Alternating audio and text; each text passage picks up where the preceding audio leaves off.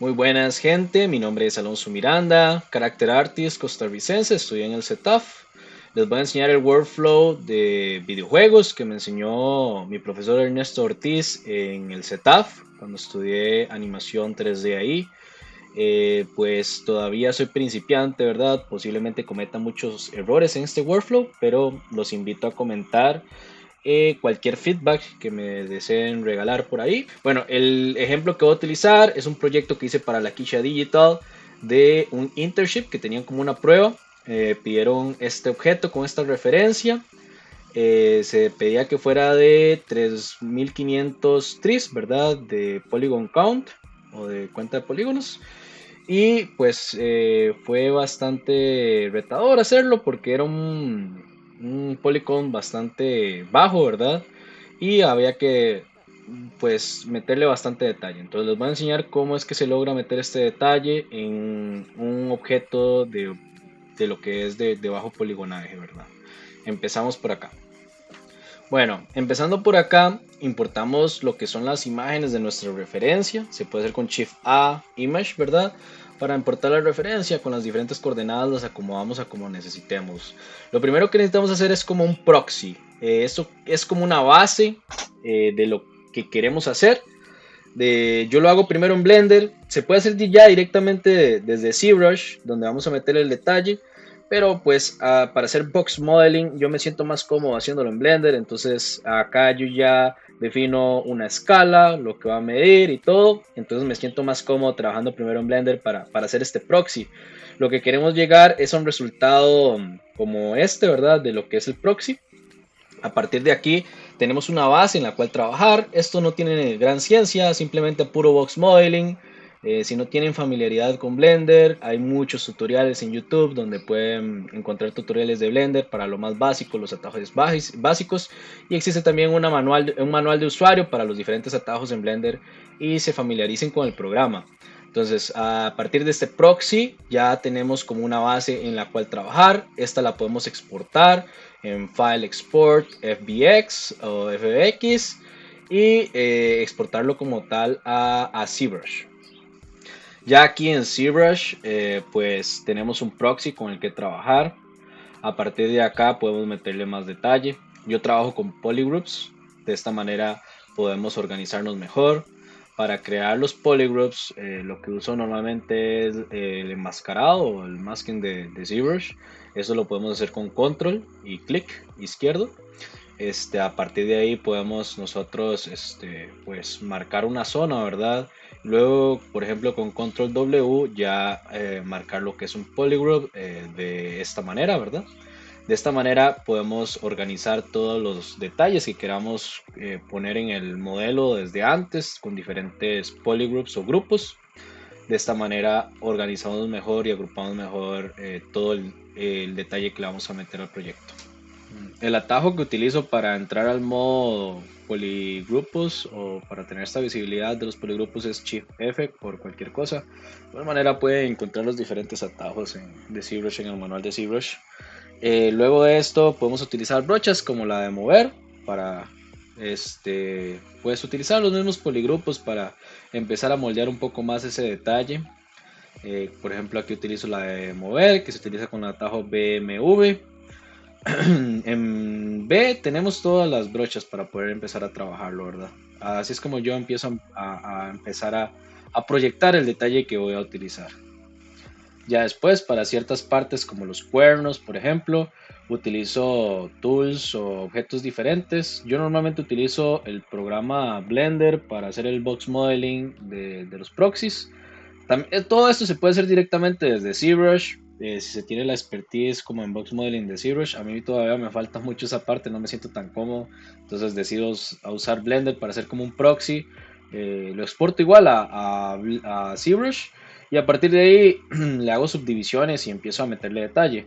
La manera en la que se trabaja esto es de la siguiente, o como yo lo trabajo, hay diferentes opciones, ¿verdad? En realidad no hay una sola forma es yéndonos acá al apartado de Series Measure y ahí podemos poner qué tanto poligonaje queremos y hacer un Series Measure del mesh que sacamos de lo que es el proxy. para tener como una topología más bonita para esculpir. A partir de esto se nos hace un proceso automático que nos arregla un poco el mesh. Podemos elegir incluso si queremos conservar los poligrupos y tal, o como tal. A partir de ahí podemos usar subdivisiones en el apartado de lo que viene siendo geometría, en la parte de la derecha. A partir de control D podemos crear nuevas subdivisiones para poder ingresar más detalle. Siempre tenemos acá arriba lo que es como la cantidad de polígonos para trabajar. Entre más polígonos, pues más detalle le podemos meter a lo que es el mesh o la malla. Y sí es cierto que se vuelve un poco más pesado de manipular, y depende lo que es la computadora, pues puede manejar más o menos subdivisiones. Ya por acá tengo más avanzado el proceso de esculpido de lo que es el casco. Lo hice de la misma manera, no tiene gran ciencia en realidad. Ya esto es un poco del tiempo, la paciencia, el detalle que le quieran ir metiendo al esculpido. Se trabaja mejor si con una tableta de dibujo, ¿verdad? Para poder utilizar la presión del lápiz a la hora de estar esculpiendo detalle. La mayoría de detalle lo hice con la herramienta de Claytubes. Esta se puede obtener a partir de lo que es el atajo BST, me parece.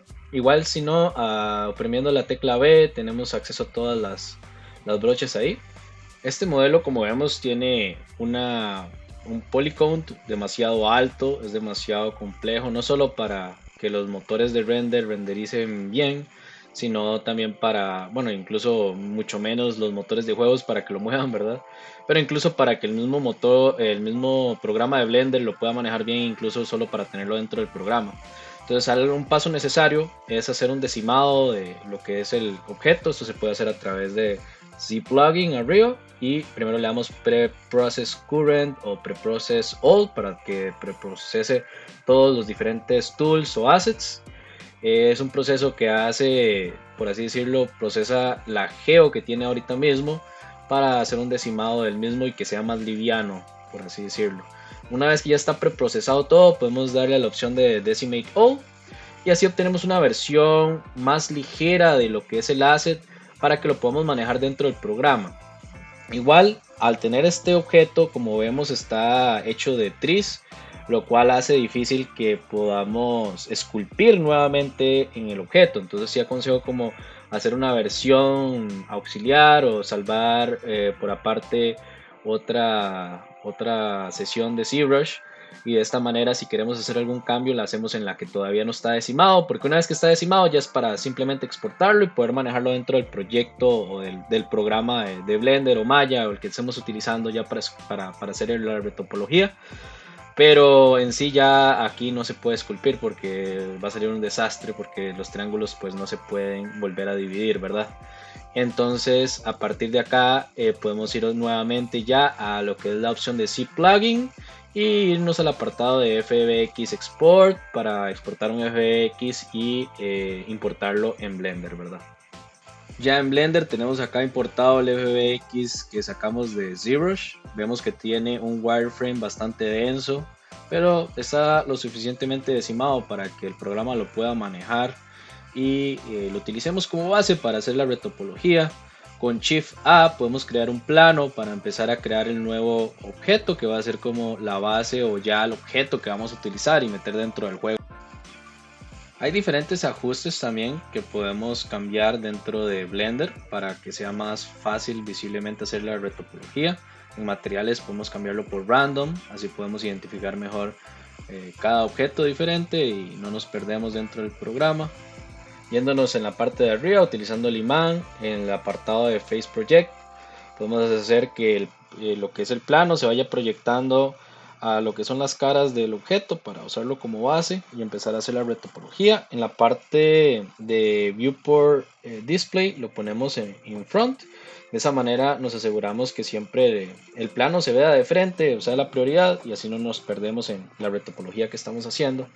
Y moviendo los diferentes vértices podemos empezar a hacer lo que sería ya nuestro casco, ¿verdad? ese sería el que utilizaríamos. Normalmente esto lleva ciertos loops definidos, por ejemplo en los ojos, que vaya un círculo, un loop alrededor de los ojos. Esto para que la geo se acomode de mejor manera y proyecte mejor todas las texturas. Igualmente, si es algo que va a ser rigueado, también lleva ciertos parámetros a la hora de hacer lo que son los loops, sobre todo a la hora de hacer caras y, por ejemplo, extremidades, porque en donde van a estar los edges o los cortes diferentes de la geometría es donde se va a poder doblar.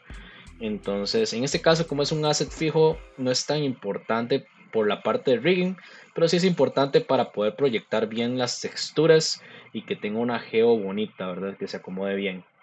Para el apartado de videojuegos se pueden utilizar triángulos, no hay ningún problema, eso es lo bueno. Como son assets que no se subdividen, podemos utilizar triángulos y no haber problema. Con la parte de cinematografía sí se usan solo quads o cuadros. Esto debido a que se utiliza normalmente subdivisión para poder agarrar más definición en la geometría. Al subdividirse, ¿verdad? Hace que los cuadros se conviertan en triángulos y que haya triángulos en la geometría puede crear problemas de subdivisión, ¿verdad? Entonces, como los objetos que se utilizan en los videojuegos no se subdividen, ya lo que se importa, lo que es el motor de juego es lo que se utiliza y no se subdivide más. Entonces no importa realmente que hayan triángulos, eso es una ventaja.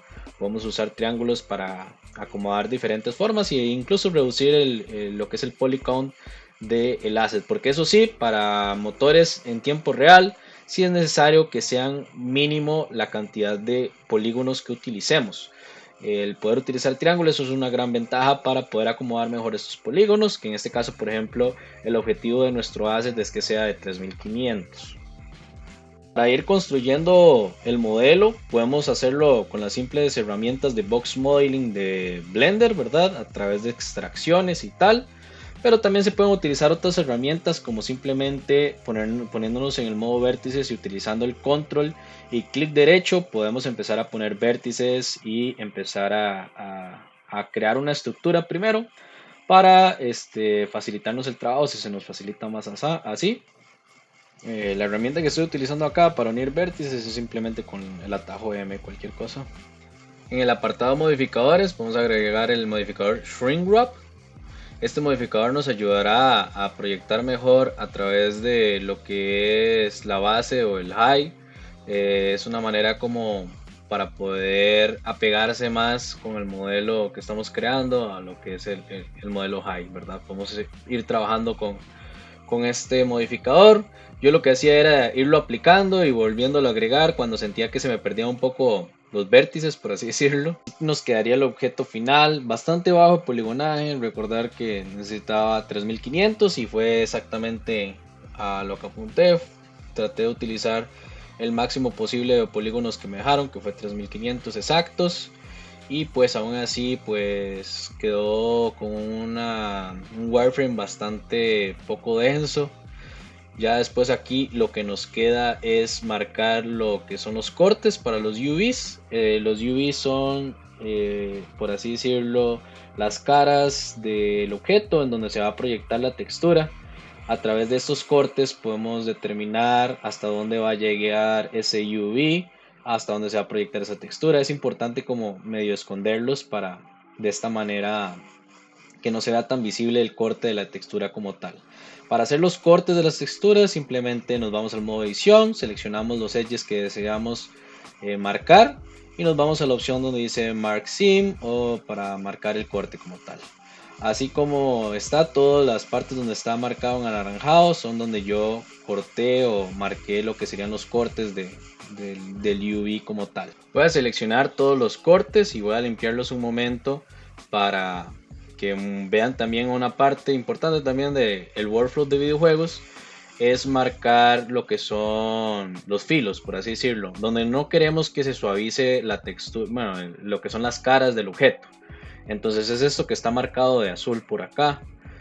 Para esto simplemente seleccionamos el Edge y le damos Mark Sharp. De esta manera estamos marcando el corte como tal. En los diferentes motores de juego normalmente interpretan esto de Blender, entonces no hay problema. Normalmente cuando es el workflow para cinematografía se hace como con dos edges que, por así decirlo, aíslan ese mismo, no se hace marcándolo así, pero para videojuegos lo podemos hacer de esta manera. De esta manera nos ahorramos geo de más y podemos marcar el edge. Lo podemos ver ahí la diferencia, ¿verdad? Una vez que ya lo tenemos todo marcado, simplemente le damos 3 para ponernos en cara, le damos A para seleccionar todas las caras y le damos en la parte donde dice UV Wrap para pues desenvolver todo el casco, los UVs como tal. En este proyecto utilicé los UDIMs que se pueden agregar por acá en la parte derecho. Vemos ahí 1001, 1002 y 1003. Esto lo que determina son los cuadrantes estos de los UVs. De esta manera podemos agregar como imágenes extra, cada una, por ejemplo, en esta resolución de 4096 por 4096, y de esta manera podemos agregarle más resolución a los UVs y dividirlos en las diferentes imágenes. Luego el programa los interpretará a la hora de exportar las texturas, por ejemplo, desde lo que es Substance Painter. Y ya podemos configurarlo en lo que son los shaders para que agarre todas esas texturas que exporta por aparte, por así decirlo, con esa numeración, se unan y las interprete todas para proyectarlas dentro del modelo como tal. Normalmente cuando se hace el unwrap, realmente todas las texturas se ponen sobre un cuadrante. Simplemente para poder acomodarlos en los diferentes cuadrantes, elegimos las que queremos tomar. Con solo oprimir la tecla L y le damos un wrap, ¿verdad? De igual manera, para poder acomodarlo en las diferentes islas, podemos usar el UV Pack Island y podemos ponerle ahí un margen que deseamos de separación entre los diferentes UVs y el marco de la misma imagen.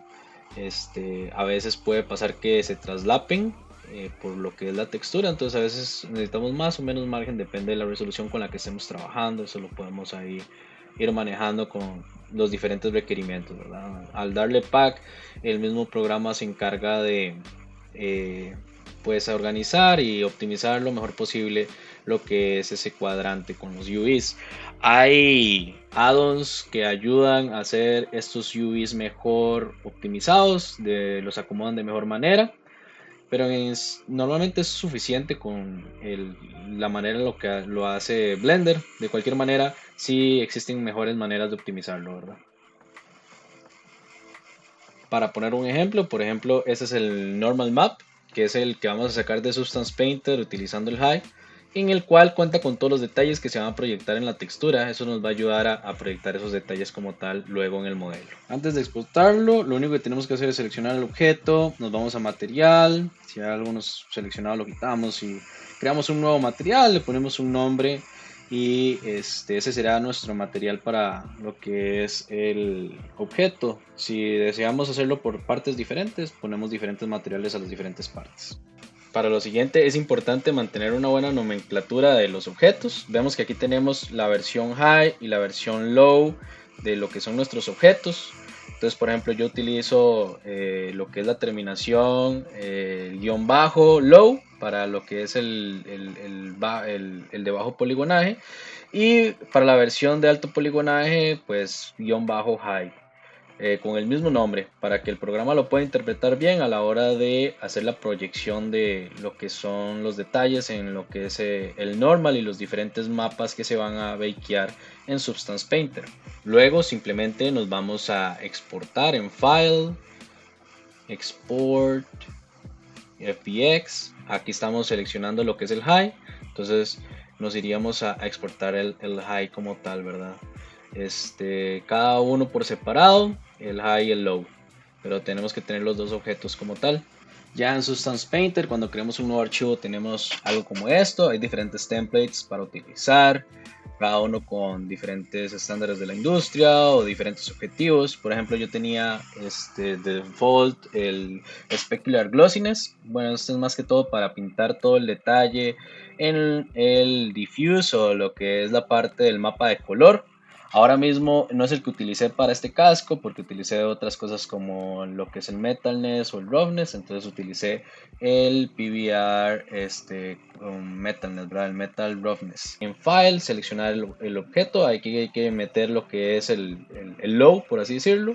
Luego la resolución, en este caso trabajé con una resolución de 4096 porque en los requisitos no me pedía que fuera debajo. Normalmente para juegos, si es algo liviano, eso va a importar.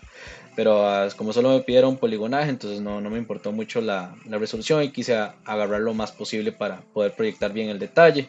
Igual en la parte del normal map format, va a depender del motor al que queramos exportar, si es DirectX o OpenGL. Es importante también activar lo que es la casilla de UV Tiles para poder interpretar lo que son los UDIMs, que en este caso lo estamos utilizando, los UDIMs, que son los diferentes cuadrantes. En el caso de que no lo estuviéramos utilizando y todo está en una sola imagen, entonces no es necesario activar esa casilla, más bien la quitamos. En el apartado de color, el estándar que utilizamos normalmente es ACES-CG. Eso dependerá igual de los requisitos que se requieran para el proyecto. Es importante tener esto determinado debido a que si no, no van a matchar bien los colores que utilicemos en Substance Painter con el motor que vayamos a utilizar o el programa que estemos utilizando para shading. En Substance Painter, para detallar o proyectar el detalle del height, necesitamos estos mapas. Entonces nos vamos a Bake Mesh Maps en este apartado. Y por acá tenemos las opciones para bakear los diferentes mapas. Los diferentes Smart Materials en Substance Painter utilizan estos mapas para poder proyectar mejor el detalle, por ejemplo, del polvo o las máscaras que utilizan. Entonces para esto es importante bakear todos estos mapas. En esta parte podemos seleccionar lo que es el mapa, bueno, el objeto high para proyectarlo. Entonces lo bueno de Substance Painter es que puedo usar los UV Tiles o los UDIMs para poder bakear detalle en las diferentes imágenes. Sin embargo, otro programa que yo utilizo es Marmoset Toolbar. Ese no tiene los UDIMs, pero por ejemplo tiene la opción de poner cages o estas para proyección para diferentes objetos. Entonces, es la ventaja que tiene Marmoset. En caso de que tengamos diferentes objetos, podemos usar diferentes cages. Para Substance Painter no he encontrado la opción todavía como para poder usar diferentes cages dependiendo del objeto, ¿verdad? Es como las diferencias como tal. Pero acá ya una vez que seleccionamos todo, podemos poner el check de Matching by Name y podemos incluso determinar los diferentes sufijos, ¿verdad? En este caso low y high, que es el que yo utilizo para poder matchar lo que son los objetos y que pueda proyectarlo bien en los que son las casillas de UV. Como vemos, estos mapas nos entregan el detalle que necesitamos del high en el low a través de las imágenes.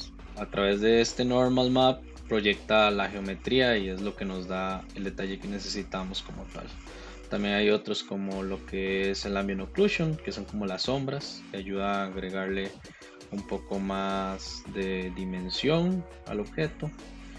Y los demás mapas igual ayudan a la hora de hacer máscaras, por ejemplo, o utilizar los Smart Materials para determinar dónde va a estar el polvo y tal, ya que hay muchos materiales en Substance Painter que utilizan de manera automática todas estas máscaras para hacerlo, ya de manera automática, o incluso nosotros mismos de manera manual podemos utilizar esos mapas para usar diferentes filtros y efectos como si esto fuera Photoshop. Substance Painter en general se trabaja muy parecido a Photoshop debido a que es un programa de Adobe también. Entonces, si saben usar a Photoshop, es bastante similar en cuanto a capas, máscaras, efectos y tal. Incluso como maneras de hacer el mix de color y tal. Hay diferentes opciones, eso sí, como para poder filtrar los diferentes factores, entre los que están el color, el height, el rough, el metal, el normal, y por ejemplo yo le agregué todavía más la opacidad y el emissiveness. Bueno, el color es simplemente el color como tal, no hay mayor ciencia. El color plano, el height es por ejemplo este detalle que proyectamos en el normal. Entre más height es más lo que sobresale y entre menos height es más lo que se mete dentro del modelo, por así decirlo. El roughness, como tal, como lo ven, al subirlo a lo blanco lo que hace es aumentar la porosidad del material. Esto hace que se refleje menos el material, y al pasarlo al negro pues el roughness baja la porosidad del material y hace que las luces se reflejen más, por así decirlo, más espejo, más pulido. De igual manera el metallic lo que le agrega es más ese acabado metálico como tal. Los materiales que no están incluidos en el template pueden agregarlos en canales en la parte de texture set settings. Pues como tal yo llegué a este resultado. No voy a profundizar mucho más en Substance Painter, cualquier cosa tengo un tutorial en mi canal. Para la hora de exportar, nada más file export. Normalmente nosotros utilizamos el formato EXR, es el que tiene mejor calidad, según yo. Puede usarse otro tipo de formatos como PNG y tal. Si otros formatos si se requiere que sea más liviano. Acá la ubicación, normalmente es bueno mantener un proyecto organizado. Yo utilizo la carpeta de Source Images y uso esas otras carpetas para organizar el contenido del proyecto, Develop para todos los archivos restantes, Images para los render, Model para el modelo principal ya cuando está terminado, y Source Images para todas las texturas. Incluso si hay diferentes objetos, hacemos subcarpetas para las diferentes texturas, puede ser, para mantener un proyecto organizado como tal. Solo se le da Export y va a exportar las diferentes texturas de esta manera. Como vemos está 1001, 1002 y 1003. Esto debido a los UDIMs o UV tiles, porque lo exportan tres imágenes diferentes. De igual manera el height no lo estaríamos ocupando porque es para videojuegos, pero sí estaremos utilizando el roughness, el metallic, el color y lo que sería el normal, que sería el que proyecta el detalle como tal. Entonces de esta manera con estos tres mapas estaríamos ya utilizando todos los mapas como tal. Habría que ir directamente a conectarlos a Blender. Por acá podemos ver los diferentes mapas, el normal, el base color, perdón, el height que pues no hay ninguna información, el roughness, el metallic. Ya en la parte de Blender simplemente nos vamos a shading. Aquí tenemos el material que habíamos creado como tal y nada más sería ya conectar las texturas. Es tan simple como agarrarlas y arrastrarlas hacia esta parte de Blender, ¿verdad? Debemos arrastrar la 1001 de cada una de las diferentes texturas. Por acá hay que ponerla en ACES-CG, que es el formato de color que estamos utilizando. Y en la parte de Single Image ponerle UDIM Tiles, si es que estamos usando los UDIMs como les enseñé, ¿verdad? En caso de que no, pues le ponemos single image nada más, solo es una sola imagen. Eso es para que pueda detectar los otros cuadrantes y de un solo automáticamente se agreguen. No es necesario agregar el 002 y el 003, ya automáticamente lo detecta. Entonces pues como tal, el base color al base color, roughness a roughness, metallic a metallic. Es importante en los demás que no son de color, en vez de ACCG ponerle non-color, debido a que esto es información que no ocupa color. Lo conectamos igual directamente desde el color a roughness o metallic, pero le ponemos en el apartado de color non-color. Para el normal si es necesario agregar el modificador, bueno, este cuadro de normal map. Entonces se pone normal map y lo agregamos y lo conectamos a color, desde color, igual non-color en el color space, igual poniéndole UDIM tiles a todos y conectándolo a normal. Si necesitáramos utilizar un height, si es una cosa cinematográfica que se utiliza lo que es el de displacement, entonces igual nada más que buscamos un modificador que se llama displacement, lo conectamos a height y de displacement a displacement en material output. En el caso de videojuegos normalmente no se utiliza esto, yo creo. Si alguien más sabe más que me corrija, porque acá hasta ahí llega mi conocimiento. Y pues acá ya tenemos pues los materiales como tal. Vemos que tiene un polycount de 3500 y está bastante bajo geometría, y sin embargo hay bastante detalle que está eh, pues proyectado en lo que es el modelo como tal. Vemos aquí el normal map donde está todo el detalle y es lo que ayuda mucho a la hora de la reflexión de la luz junto con el roughness, ¿verdad? Para poder darle esa profundidad de más sin necesidad de tener toda esa geo o esos polígonos de más ahí. Entonces, de esta manera se hacen los juegos, o al menos es el workflow que yo sigo para crear assets o personajes para videojuegos. De igual manera, si hay algo que no sabían, espero poder haberles ayudado por ahí y cualquier cosa, yo también estoy empezando, sigo aprendiendo, entonces cualquier feedback es bienvenido. Muchas gracias por ver.